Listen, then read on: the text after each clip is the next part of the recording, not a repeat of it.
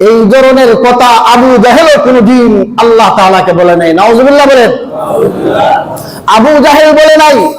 আমাদের দেশে হিন্দু, খ্রিস্টান, বৌদ্ধ, নাসারা যারা আছে, অন্য বিজাতীয়রা আছে, ওরা কোনদিন আল্লাহকে এমন মন্তব্য করে কোনদিন গালি দেয় নাই, ঠিক না বেঠিক? এই দেশের মানুষ মুসলমান দাবি করে, ওদের সাথে আবার নাকি মিছিল মিটিং এ পক্ষ দেয়। ওরা কি মুসলমান না ওরা আউল ফাউলের মতো নাস্তিক মুরতাদ হয়ে গেছে? ওরা আস্তিক না নাস্তিক? যে আল্লাহর জমিনে তাকে ওই আল্লাহর শুকুর গুজার বান্দা না হয়ে নাফরমান বান্দা। আল্লাহ বলেছেন ইন্না আযাবি লাশাদীদ, যে আমার আযাব বড় কঠিন, আমার পাকড়াও বড় কঠিন।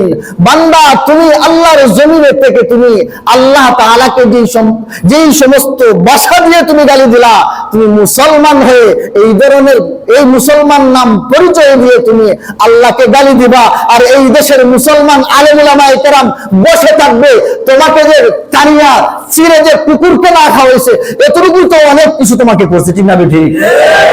অনেকেই বিবেকবান মানুষ বলে যে এদেরকে নসিহত করো। নসিহত কখন করবে? যখন নসিহতের সময় আছে তখন এই নসিহত, যখন নসিহতের সময় চলে যাবে তখন নসিহত চলবে না, তখন তরবারি দিয়া ফায়সালা, ঠিক না ঠিক? মুসলমানের দেশে এই কথা বলবা, কুলাঙ্গা শয়তান, তুমি মুসলমানদের নামে তুমি যে কলঙ্ক, তুমি কালি মাখা করেছো, তুমি মুসলমানের ধর্মের মধ্যে মুসলমানদেরকে লাঞ্ছিত করেছো।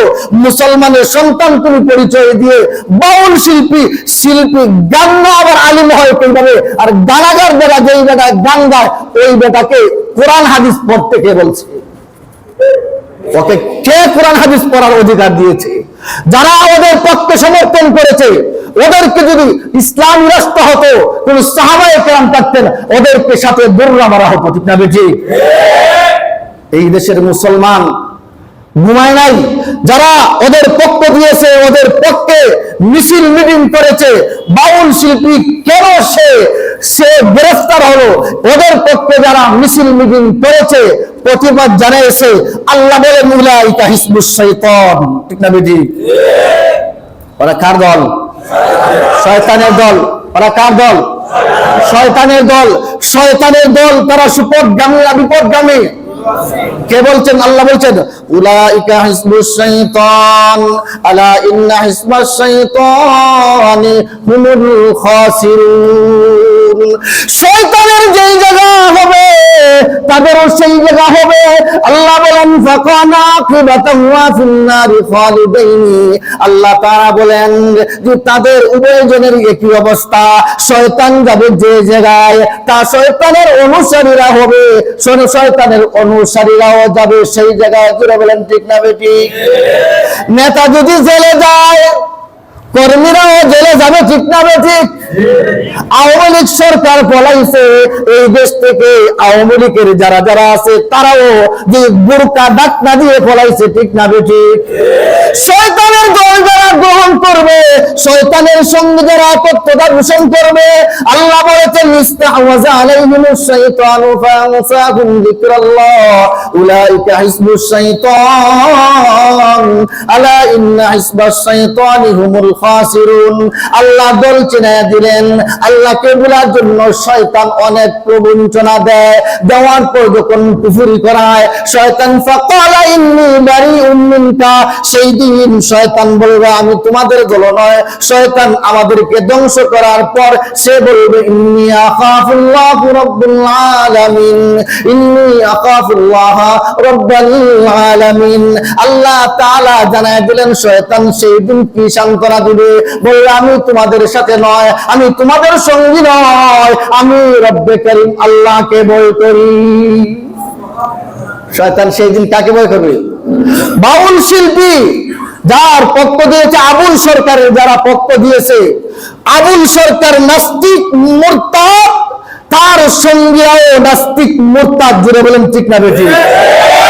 যারা ইমানদার, যাদের ন্যূনতম ইমান আছে, এই আবুল সরকারের কথার মধ্যে একত্রতা পোষণ করতে পারে না, ঠিক না বেঠিক?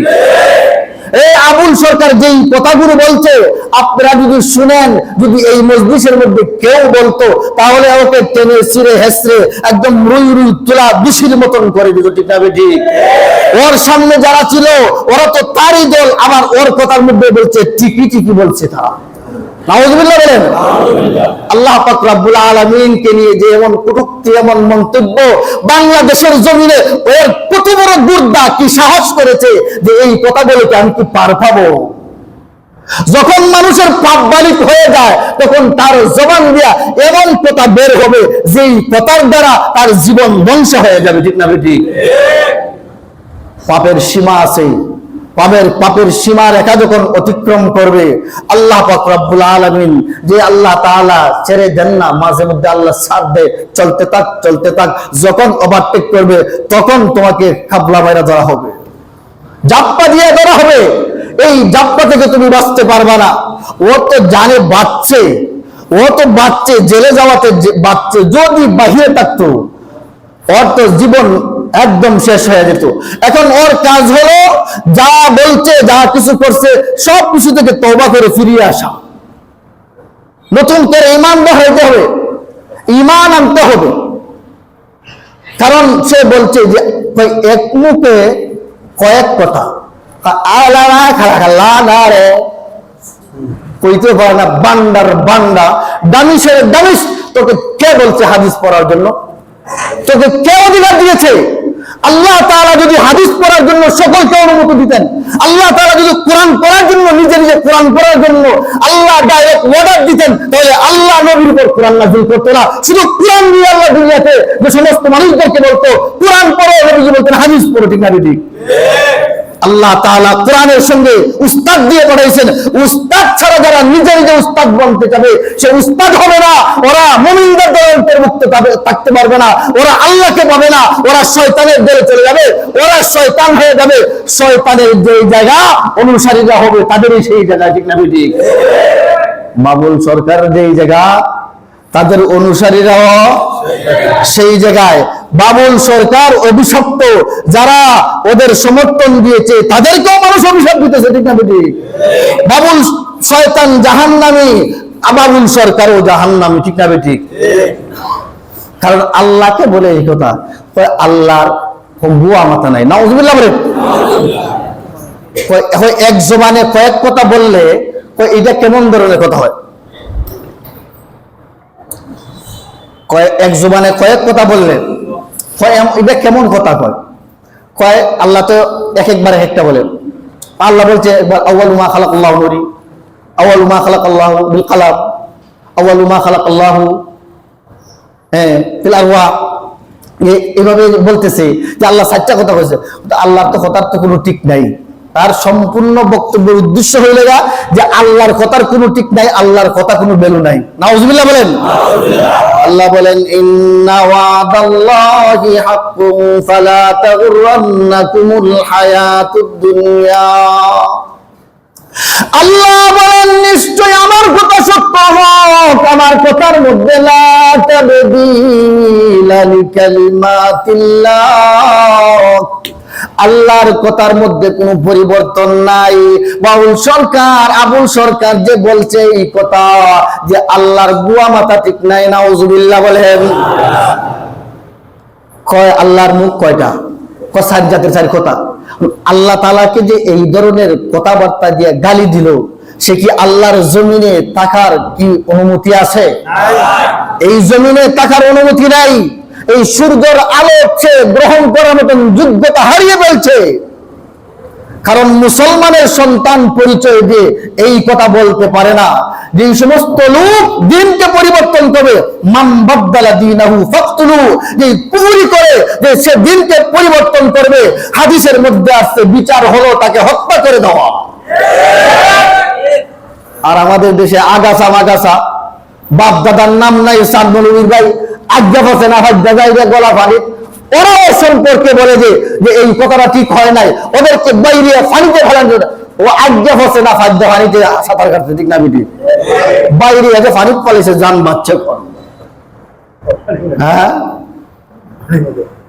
ওরে পায়খানার ডাস্টবিনে ফেলাইয়া, ওরে হাবু ডুবু খাওয়াইয়া ওদের ভিতরে ফেরাউনের মতন ওদের মুখে দিয়ে খালি পায়খানা ঢুকানো দরকার ছিল, ঠিক না বেঠিক?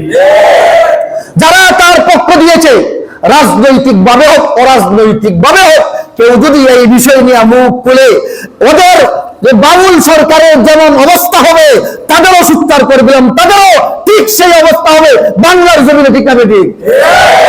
সাবধান, এই ধরনের বিষয় নিয়ে মুখ খুলবা আর এই দেশের জনগণ ললিপপ পাবে এটাই মনে করছো, এটা কোনোদিন হতে পারে না। যাদের ভিতরে ঈমান আছে, আল্লাহকে বিশ্বাস করেছে, তারা কোনোদিন চুপ থাকতে পারে না, ঠিক আছে? ঠিক এখানে বৈশা বৈশা ললিপপ খাবো আমরা, নামাজের ওয়াজ করবো খালি বৈশা বৈশা? নামাজ কি দিয়া করবেন? এই হারামি সন্তান, হারামজাদা সন্তান, ওর জন্ম ঠিক নাই। কারণ যারা আলেম ওলামায়ে কেরামকে গালি দেয়, আল্লাহকে গালি দেয়, রসুলকে গালি দেয়, দ্বীনকে অবমাননা করে, আল্লাহ বলেন জানিন ওরা হলো জারদ সন্তান, ঠিক না বেঠিক? আল্লাহ কোন কথাটা বলেন নাই। বাংলাদেশের মানুষ এখন হিসাব করলে দেখবেন যে ওর কি বউ পোলা বিয়া করে নাই, ও তো কোন দিন বউ তালাক হয়ে গেছি, ওর বাপে বলে কোন পাপ কাজ করছিল, বউ তালাক হয়ে গেছি, ওর বাপে ও টের পায় নাই। এর ভিতরে দেয়া যে ও জারদ হয়ে দুনিয়াতে এসে পড়ছে, ওর ভিতরে কি ওই আবুল সরকার এ জারদ হইয়া দুনিয়াতে আইসা পড়ছে। বাংলাদেশের মানুষ এখন বিয়া ছাড়া বলে, এটা আরেকটা বিষয় জায়গা, এদিকে আর যাই না, সময় কম। যে আল্লাহ পাক রব্বুল আলামিনকে যে ব্যক্তি বলল, আমি একটা কথার পয়েন্ট কাটলাম, যে আল্লাহকে কি এই কথা বলতে পারে? আল্লাহকে কি এই কথা বলতে পারে? আবার তার পক্ষে আবার দলিল, আবার সাথীরা আবার বলে টিকটিক, এমন টিকটিককে ডাস্টবিনে আমরা ছুড়ে মেরেছি তো ভালো কাজ করছি, তার যে আগুন যে পোড়ায় নাই, এটাই তো অনেক কিছু করছে। সাবধান, এই সমস্ত বিষয়াদি নিয়ে কেউ যদি কেউ পক্ষ নিয়ে কথা বলে, অন্যান্য বিষয়ে ছাড় পাওয়া যাবে। রসুলকে নিয়ে কথা বলবে, ইসলাম অবমাননার কথা বলবে, দলের কালে কথা বলবে, ব্যক্তির কালে কথা বলবে, ওই ব্যক্তি যত বড় ক্ষমতাশীল হোক না কেন, এই দেশের মানুষ ওই ব্যক্তিকে ছাড়বে না, ঠিক না বেঠিক? এই দেশের মুসলমান সবাই ঘুমিয়ে যায় নাই। মুসলমানদের ঈমানে দুর্বলতা আছে। যখন এই ঈমান নামক ব্যাটারিটা যখন তার মেন পাওয়ারের সঙ্গে যখন লাগায় দেয়, তখন চার্জ হইতেই থাকে, টকবক করে চার্জ হইতে থাকে, ঠিক না বেঠিক? যখন আলেম ওলামায়ে কেরামের সংস্রব যখন তারা পায়, পাওয়ার সাথে সাথে দুর্বল ঈমানদারদের ঈমান সতেজ হয়ে যায়, ঠিক না বেঠিক? এই ধরনের কথা বলবে। আল্লাহ তাআলা কোরআন শরীফের মধ্যে বলছেন, কুল আউযু বিরাব্বিন নাস মালিকিন নাস।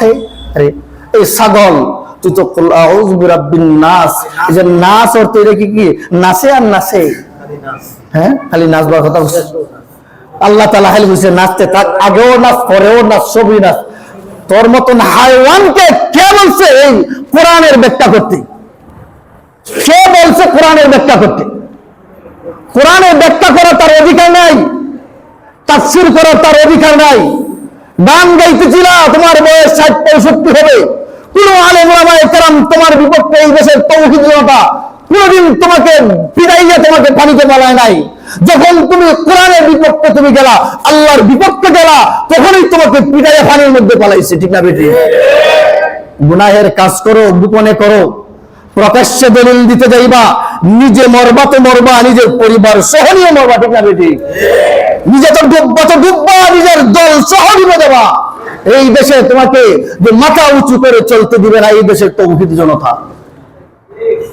আমাদের সোচ্চার থাকতে হবে। আমরা কিভাবে বাঁচি, আল্লাহ আমাদেরকে কিভাবে বাঁচায়। শয়তান তাকে এমন ওয়াসওয়াসা দিছে। আব্দুল কাদের জিলানী বুজুর্গের নাম শুনছেন কিনা শুনেন নাই?